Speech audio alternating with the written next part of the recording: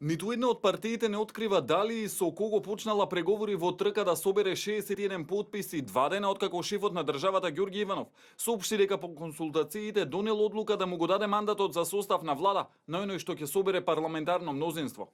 Иако ниту уставот, ниту председателот не даде рок за тоа, партиите без одговор дали се блиску до формирање мнозинство. Евроамбасадорот Самуел Богар порача дека е потребна коалиција за реформи и дека нема да биде тешко да се соберат 61 потпис.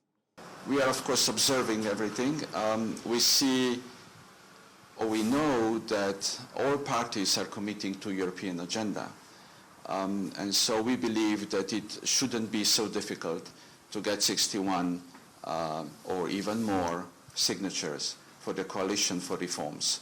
And this is the coalition that is needed in the country. Од ВМРО ДПМН на прашањето дали се прават нови обиди за формирање мнозинство, одговараа дека ќе информираат ако има нови моменти. Од СДСМ најавија кривични за Димитриев, Тодоров и Канчевска Милевска. Изборниот законник е јасен дека функцијата министер е неспојува со функцијата пратеник, велат од партијата. На прашањето дали се во тек преговори за обезбедување парламентарно мнозинство, портпаролот Шилигов вели дека СДСМ работи на изнаоѓање ефикасни решенија, но и дека нема да прават влада со лица кои се под истрага на специјалното јавно обвинителство.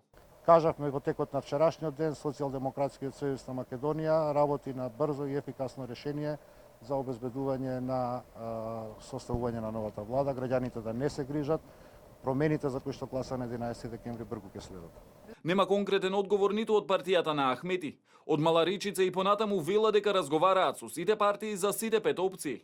Партијскиот лидер во интервју за тетовската телевизија Арк синоќа рече дека ако СДСМ не е подготвена да ги прифати сите точки од албанската платформа, не значи дека ќе влезе во коалиција со нив.